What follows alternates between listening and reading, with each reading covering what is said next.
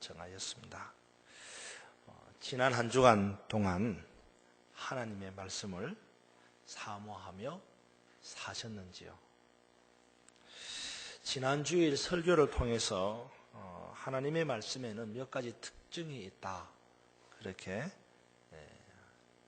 말씀을 드렸습니다. 기억이 나시는지요?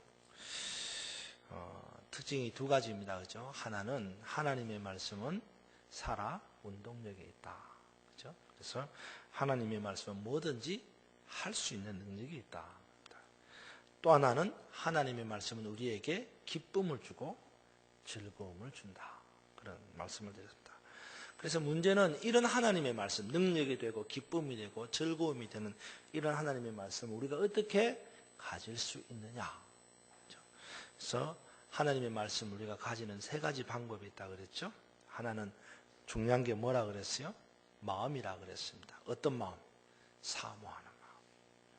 복습하는 겁니다. 지금 지난 시간에 거. 그 다음에 사모하는 마음이 있어야 된다 그랬지. 하나님의 말씀이 없어서 못 듣는 게 아니라 그랬어요. 막말로 천지빛깔이다. 경상도 말로. 하나님의 말씀 다 있어요. 다 있는데 우리가 마음이 없어서 말씀을 마음에 갖지 못한다. 마음을 가져야 된다. 사모하는 마음. 두 번째는 하나님의 말씀을 잊지 말아야 된다. 잊지 말라는 말은 다른 말로 remember, 기억해야 된다. 기억하는 방법이 뭐라 그랬어요? 반복 학습. 그래서 외워야 된다. 암송해야 된다. 이런 말씀입니다. 마지막 세 번째는 하나님의 말씀을 내 것으로 삼기 위해서는 어떻게 해야 된다? 마음을 가지고 그것을 외우고 그다음에 배워야 된다 그랬습니다. 그렇죠? 배워야 된다. 깨달아야 된다. 그냥 무조건 외운다고 해서 외워지느냐? 그때뿐이죠. 시간이 지나면 다 잊어지는 거예요. 그런데 그게 안 잊혀지려면 어떻게 해요? 배워서 깨달아야 된다. 그래서 말씀을 배우는 자리에 있어야 된다. 그런 말씀을 드렸습니다. 여러분, 지난 한 주간 동안 이 세 가지를 이루면서 사셨지요? 등 뿌리고 빛이신 하나님의 말씀을 사모하는 마음으로 읽고 묵상하고 외우고 나아가서 말씀을 배우며 사셨죠? 대답 안 해도 그런 줄 알고 제가 그렇습니다.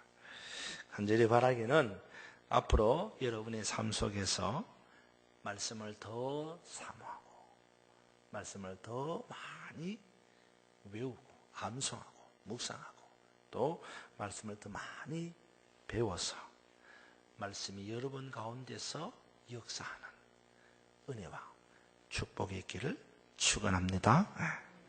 오늘도 6월의 주제를 따라서 하나님의 말씀에 대해서 함께 살펴보고 깨달아서 우리의 삶에 적용해 보려고 합니다. 이 시간 성령께서 여러분의 마음을 움직여 주시기를 축원합니다. 이 시간 하나님께서 여러분에게 알게 하시는 은혜를 주시고 말씀을 깨닫는 역사가 있기를, 그래서 여러분의 삶의 변화가 일어나기를 주님의 이름으로 축원합니다. 말씀을 준비하면서 다소 생뚱맞은 질문 같지만 이런 질문을 한번 해봤어요. 어떤 질문이냐? 왜 하나님께서 우리에게 말씀을 주시는가? 하나님께서 우리에게 말씀을 주시는 목적이 뭔가? 여러분은 뭐라고 생각하십니까? 왜 하나님께서 우리에게 말씀을 주시는 것일까요? 하나님께서 우리에게 말씀을 주시는 목적이 뭘까요? 대답은 간단합니다. 우리에게 은혜를 베푸시고자 함입니다. 다른 말로 하면 좋은 것을 주시고자 함입니다. 다른 말로 하면 축복하시고자 함입니다. 아멘 안 하시네. 감동이 없는 건가? 믿지 않는 건가? 다시 한번. 하나님이 우리에게 말씀을 주시는 목적은 은혜를 베푸시고자 함입니다. 하나님께서 우리에게 말씀을 주신 목적은 좋은 것, 복을 주시고자 함인 줄로 믿습니다. 그렇습니다. 하나님이 우리에게 은혜를 베푸시는 목적은요, 우리의 말씀을 주시는 목적은 은혜를 베풀고 좋은 것을 주시고자 함입니다. 우리가 하나님께서 주신 말씀을 잘 지키고 살면 우리에게 은혜가 되고 복이 될 줄로 믿습니다. 하지만 반대로 우리가 하나님께서 주신 말씀대로 살지 않으면 실패요, 저주요, 사망인 것입니다. 그러기에 하나님께서 우리에게 말씀을 주신 목적을 따라서 우리가 그 말씀을 지키고 살면 우리에게 반드시 은혜가 되고 복이 되는 겁니다. 제가 운전을 좋아하는 것은 여러분이 이제 다 아는 사실입니다. 그죠? 운전을 하다 보면요, 가끔씩 같지 않은 생각을 합니다. 같지 않은 생각 같지 않는 생각, 안 해도 되는 생각을 한 번씩 해봅니다. 다름이 아니라 여러분 고속도로를 주행하다 보면요, 중앙에 뭐가 있어요? 고속도로 가운데 안 가봐서 몰라요? 뭐가 있어요? 중앙분리대가 있잖아요. 중앙분리대, 그죠? 가는 차, 오는 차를 이렇게 구별하는 중앙분리대가 있습니다. 근데 가끔씩 그런 생각을 해봐요. 만약에 저 중앙분리대가 없으면 어떻게 될까? 말 같지 않는 생각이지만 그런 생각을 해봤어요. 근데 여러분, 정말로 도로 한가운데 있는 그 중앙분리대가 없다면 어떻게 될까요? 아마 사고가 날 확률이 많을 거예요. 그렇죠? 특별히 반대편에서 주행하던 차가 중앙분리대를 넘어와서 내 차와 꽝 하고 부딪히면 생각하기도 끔찍한 사고가 나는 겁니다. 그래서 이 중앙분리대의 역할이 뭐예요? 상대편 차가 내 쪽으로 넘어오지 못하도록 가로막는 방어막입니다. 그죠?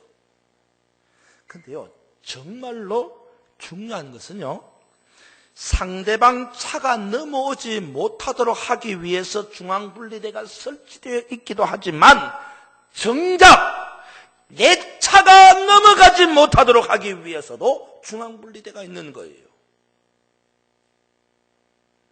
그러니까 중앙분리대는 상대방을 위한 구조물이기도 하지만 나를 위한 구조물이기도 합니다. 요즘 우리나라도 방목을 하는 목장들이 많이 생기는 것 같습니다. 방목이 뭔지 아시죠? 막 이렇게 들판에다 풀어 헤쳐가지고 막 먹이는 거예요. 근데 방목을 하는 목장을 가보면요, 아무리 넓은 들판에 야산에 방목을 해도 그 끝에 가면 뭐가 있어요? 울타리가 있어요. 울타리가 있어요. 그죠? 울타리가 있어요. 이 울타리는 어떤 역할을 합니까? 외부로부터 침입을 하지 못하도록 막아주는 역할을 합니다. 나쁜 것들로부터 내 소나 내 양을 지키기 위한 울타리입니다. 하지만 솔직히 말하면요, 그것이 전부가 아닙니다. 외부로부터 침입을 막기 위해서 울타리가 있지만 그게 전부가 아니라는 거예요. 다른 목적이 뭡니까? 그것은 내 소나 내 양도 울타리 밖으로 가지 못하도록 막는 거예요. 그렇습니다. 울타리는 외부로부터 침입을 하지 못하도록 막아주는 역할을 하기도 하지만 반대로 안에 있는 것이 밖으로 가지 못하도록 막아주는 역할도 하는 겁니다. 어떤 면에서는요, 외부로부터의 침입보다는 안으로부터의 이탈을 방지하는 것이 울타리의 더 큰 목적일 수도 있어요. 원래 갇혀 있는 것은요, 항상 어떻게 해요? 밖으로 나가고 싶어 하는 겁니다. 갇혀 있는 건요, 항상 밖으로 나가고 싶어 합니다. 저희 집에 애완종 강아지 한 마리가 있잖아요. 그죠? 얘는요, 정말로 밖에 한번 나가보는 게 소원일 것 같아요. 내 평생 소원은 집 밖에 나가는 것. 왜냐 그러면 누가 데려다 주는 사람이 없어요. 제가 데리고 나갑니까? 집 사람들 맨날 집 앞에. 그래서요, 이렇게 문을 열어놓으면요, 이 강아지가요, 문 앞에 가가지고 공기 마셔요. 꿈이에요, 밖에 나가는 게. 항상 갇혀 있는 건요, 밖으로 나가는 게 소망입니다. 그래서 사실 울타리는 남이 넘어오지 못하게 하는 것이기도 하지만 내가 나가지 못하게 만드는 거예요. 그런데 하나님의 말씀이 바로 중앙분리대예요. 하나님의 말씀이 바로 울타리다 이 말이에요. 오늘 본문은 주의 말씀을 가리켜서 주의 법, 주의 계명이라고 규정하고 있습니다. 여러분, 법이 뭡니까? 계명이 뭡니까? 바로 중앙분리대와 같은 것이고 울타리와도 같은 것입니다. 그러니까 하나님께서 우리에게 법을 주시고 계명을 주신 목적은 뭡니까? 무엇보다도 우리가 그 중앙분리대를 넘어가지 못하도록, 우리가 그 울타리를 벗어나지 못하도록 하기 위해서 법을 주시고 계명을 주시고 말씀을 주셨다 이 말입니다. 우리가 중앙분리대를 넘어서게 되면 사고가 납니다. 우리가 울타리를 벗어나게 되면 죽어요. 중앙분리대를 넘어서면 안 됩니다. 울타리를 벗어나지 말아야 합니다. 그래야 내가 살 수 있는 거예요. 여러분, 간절히 바라기는 중앙분리대와도 같고 울타리와도 같은 이 하나님의 말씀, 주의 계명과 법도들을 잘 지킴으로 여러분의 생명이 보존될 뿐만 아니라 그 안에서 은혜와 축복을 누리기를 주님의 이름으로 축원합니다. 솔직히요, 중앙분리대를 넘어가느냐 안 넘어가느냐, 그거는 누가 결정하는 거예요? 내가 결정하는 거예요. 예? 울타리를 벗어나느냐 안 벗어나느냐 누가 결정하는 거예요? 내가 결정하는 거예요. 울타리를 넘어갈 수도 있고 중앙분리대를 넘어갈 수도 있고 벗어나지 않을 수도 있고 안 넘어갈 수도 있는 거예요. 내가 결정하는 겁니다. 전적인 나의 의지예요. 누가복음 15장에 보면 집을 나간 탕자의 비유가 있습니다. 아시죠? 예. 집을 나간 탕자의 비유를 보면 누구의 의지입니까? 탕자의 의지입니다. 탕자의 의지. 예. 누가 나가라 그랬어요? 지가 나간 거죠. 예. 아버지의 울타리를 벗어나고 넘지 말아야 될 중앙분리대를 넘어간 것은 전적인 탕자의 의지입니다. 탕자는 아버지의 울타리를 벗어나지 않을 수도 있었고 넘지 말아야 될 이 분리대를 넘지 않을 수도 있었어요. 하지만 탕자는 전적으로 자신의 의지로 울타리를 벗어나고 중앙분리대를 벗어나 버린 것입니다. 그래서 그 결과 모든 것을 다 잃어버리고 취업열매도 못 먹고 죽게 되는 비참한 최후를.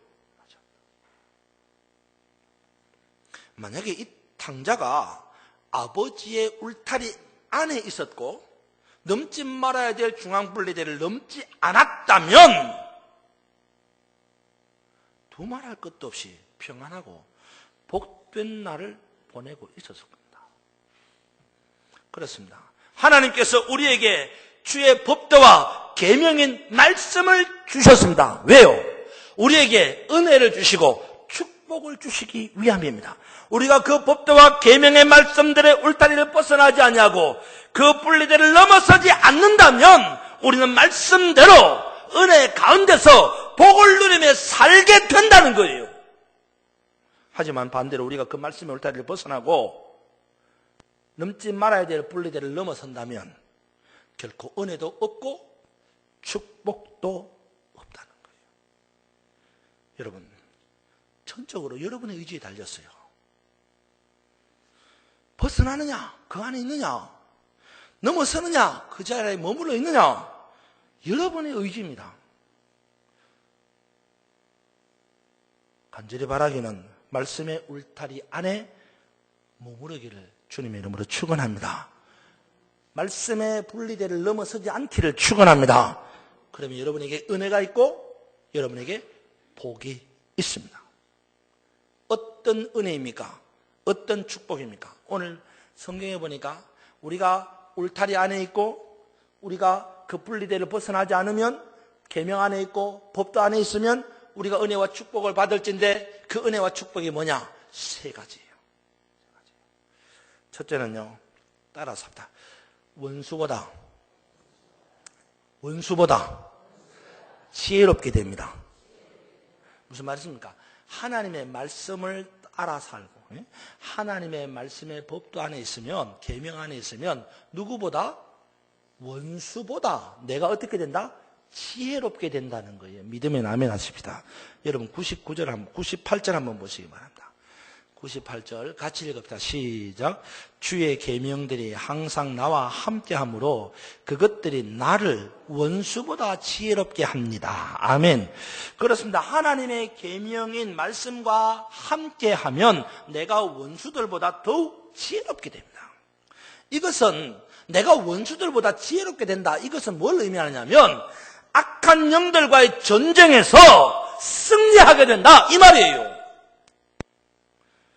전쟁에서의 승리는 어디에 달렸어요? 전략과 전술에 달렸습니다. 어떻게 전략을 세우고 어떻게 전술을 세우느냐에 따라서 다 이긴 전쟁도 지게 되고 지는 전쟁도 이기게 되는 겁니다. 그런데 이 전략과 전술이 어디에서 나옵니까? 지혜에서 나오는 거예요. 상대방보다 더 지혜로운 전략과 전술을 구사한다? 그 사람은 반드시 이기게 되는 겁니다. 전쟁의 승패는 전략과 전술에 있고 그 전략과 전술은 지혜에서 나오는 겁니다. 주의 계명인 이 하나님의 말씀과 함께하는 사람은 이 지혜가 상대방 원수보다도 더 낫다고 성경이 말씀하고 있는 것입니다. 그것은 곧 승리한다 이 말이에요. 에베소서 6장 12절에 보면 이렇게 말씀합니다. 우리의 씨름은 혈과 육에 있는 것이 아니고 정사와 권세와 이 어두움의 세상 주관자들과 하늘에 있는 악한 영들에 대함이라 말씀합니다. 이러한 악한 영들과의 영적 전쟁에서 이기기 위해서는 반드시 하나님의 말씀인 주의 계명과 함께 있어야 한다라는 말입니다. 여러분, 이 한 주간도 하나님의 계명인 말씀과 함께 함으로 영적 전쟁에서 승리하는 은혜와 축복이 있기를 주님의 이름으로 축원합니다. 두 번째, 우리가 하나님의 말씀이 이 울타리 벗어나지 않으면, 이 중앙분리들을 벗어나지 않으면 어떤 은혜와 축복이 있느냐? 두 번째는 스승보다 명철하게 됩니다. 한번 따라서 스승보다 명철하게 됩니다. 한 번 더 스승보다 명철하게 됩니다. 여러분 99절을 보십시오. 같이 읽읍시다. 시작. 내가 주의 계명들을 늘 읊조림으로 나의 명철함이 나의 모든 스승보다 나으며. 아멘. 그렇습니다. 우리가 하나님의 말씀을 늘 항상 날마다 읊조리면 스승보다 더 나은 명철을 얻게 된다고 말씀합니다. 이 읊조린다는 말이 뭡니까, 여러분? 읊조린다. 우리가 흔히 쓰는 말, 신앙에서 흔히 쓰는 말은요, 읊조린다는 말은요, 묵상한다 이런 뜻입니다. 묵상한다. 묵상한다는 말을 풀면 어떤 뜻이에요? 곱씹는다. 다른 말로 되새김질한다 이런 말입니다. 되새김이라는 말 아시죠? 아침부터 좀 미안합니다. 지저분하는 소리인데 먹은 걸 다시 올려서 그걸 되씹는 거예요. 누가 그렇게 하죠? 소, 염소. 먹어 끝나는 게 아니고 먹은 것을 다시 되새김질하는 거예요. 그게 읊조린다, 묵상한다 이런 뜻이에요. 읽어버리는 게 아니라 읽은 말씀을 다시 생각하는 거예요. 다시 깊이 묵상하는 겁니다. 그러니까 하나님의 말씀을 한번 읽어버리는 것이 아니라 말씀을 외우고 암송해서 그 말씀을 읊조리고 곱씹고 되새김질하면서 스승의 명철보다 더 큰, 더 훨씬 나은 명철을 얻을 수 있다 이 말입니다. 스승의 명철이 뭡니까? 스승의 명철보다 더 낫다 그랬는데 스승의 명철이 뭐죠? 스승의 명철은 세상의 지식입니다. 선생님이 우리에게 가르치는 것은 지식을 가르친다. 세상의 지식을. 그렇죠? 선생님이 우리에게 세상의 지식을 가르침으로 우리가 변화되기를 원하는 겁니다. 교육의 이념은 홍익인간입니다. 그러니까 선생님들이 열심히 부지런히 아이들에게 지식을 가르쳐서 홍익인간이 뭐죠? 널리 세상을 이롭게 하는 거잖아요. 우리 아이들이 열심으로 지식을 배워서 널리 세상을 이롭게 하는 사람, 홍익인간이 되게 하는 거예요. 하지만 목적은 그렇지만 정말 목적대로 되느냐? 그래요? 아니란 말이에요.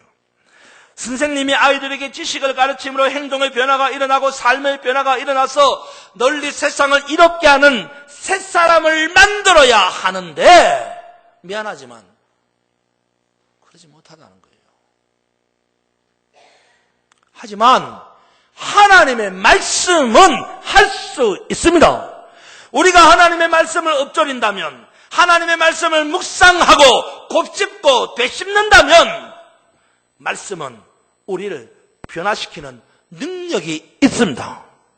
그래서 세상의 지식이 하지 못하는 그것을 하나님의 말씀이 하게 하는 능력이 있습니다. 여러분, 하나님의 말씀은 살아 운동력이 있습니다. 하나님의 말씀은 등불이고 빛입니다. 그러기에 하나님의 말씀은 능력이 있습니다. 이 사실을 확실히 믿고 날마다 주의 말씀을 읊조리고 날마다 주의 말씀을 묵상하고 날마다 주의 말씀을 곱씹고 되새김질함으로 여러분의 삶의 변화가 일어나는 은혜와 축복이 있기를 주님의 이름으로 축원합니다. 마지막으로 하나님의 말씀을 통한 은혜와 축복이 뭐냐? 마지막으로는요, 노인의 명철함보다 더 낫다는 겁니다. 한번 따라서 노인보다 더 명철합니다. 한 번 더, 노인보다 더 명철하게 됩니다. 그렇습니다. 여러분 100절 한번 보시기 바랍니다. 100절 시작. 주의 법도들을 지킴으로 나의 명철함이 노인보다 나으니이다. 아멘. 그렇습니다. 우리가 하나님의 말씀을 지켜 행하면 노인의 명철함보다도 더 명철해진다고 성경이 말씀합니다. 노인의 명철함, 이게 뭡니까? 노인의 특징 뭐죠? 좀 죄송합니다만 노인의 특징은 뭐예요? 노인의 특징은요, 젊은 이들보다 약하죠. 약합니다. 그 말은 다른 말로 이야기해서 노인이 되면 미안합니다. 점점 더 하지 못하는 일이 많아집니다.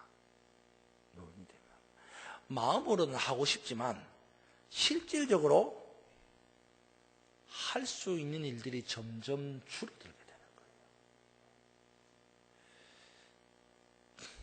죄송합니다만요.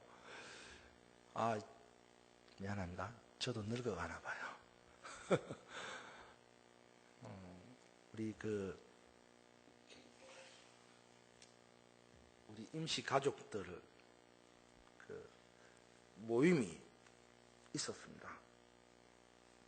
그래, 모임에 갔더니요, 족구를 하더라고요. 그래서 같이 족구를 했어요. 그 여파가요, 진짜 한 달은 가더라고요. 온몸이 아프고, 진짜 삭신이 쑤시는데요. 이거 진짜 이제는 운동도 못하는구나. 그런 생각을 했어요. 운동도 못하는구나. 나이가 많아지면 점점 하지 못하는 일들이 많아집니다. 하지 못하는 일이 많아지니까 어떻게 의욕이 상실되죠. 의욕이 상실됩니다. 우울해지게 되는 거예요. 그런데요, 여러분, 그래서 미안합니다. 늙으면 해야 돼, 뭐 이러잖아요. 근데 그래요? 안 그렇습니다, 여러분.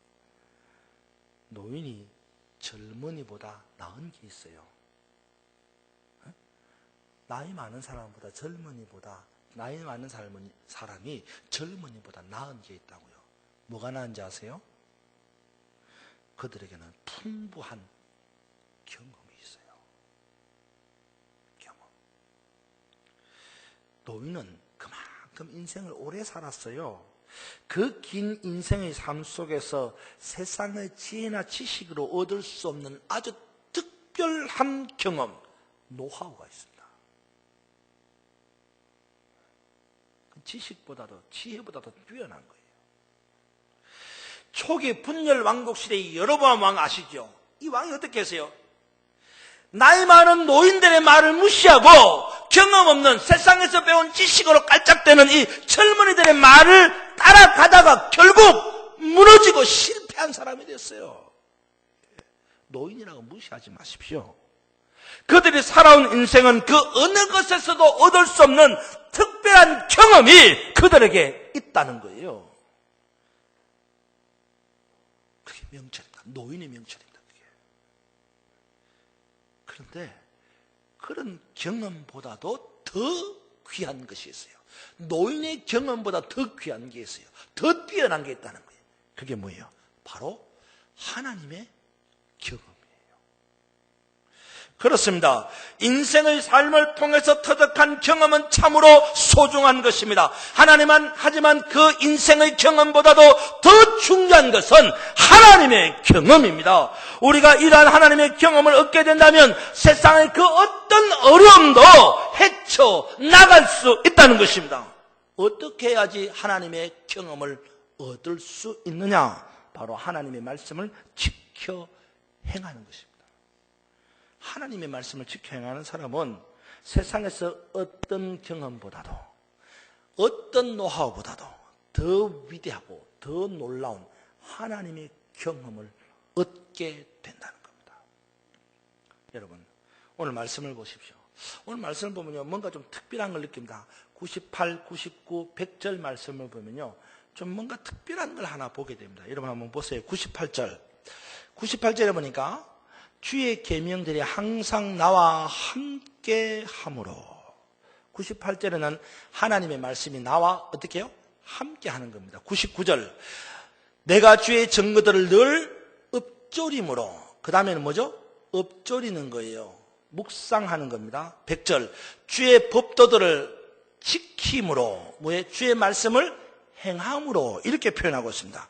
이것은 말씀에 대한 순서입니다. 그러니까 우리가 하나님의 말씀을 읽고 함께하며 나아가 하나님의 말씀을 묵상할 뿐만 아니라 궁극적으로는 하나님의 말씀을 지켜 행하면 그것이 내게 은혜가 되고 복이 된다는 것입니다.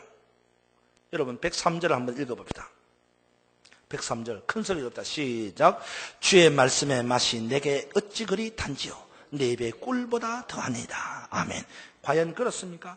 여러분에게 하나님의 말씀이 송이꿀보다 더 달다고 고백이 되어집니까?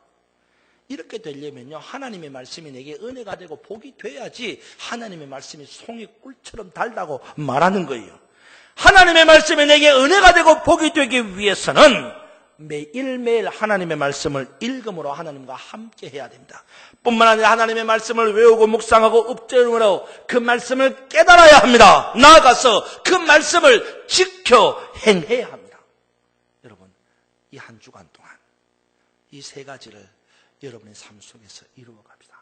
하나님의 말씀을 읽고 함께 할 뿐만 아니라 하나님의 말씀을 읊조리고 묵상하고 나아가서 그 말씀대로 지켜 행함으로 여러분의 삶에 은혜가 있고 복이 있는 이 한 주간이 되기를 주님의 이름으로 축원합니다.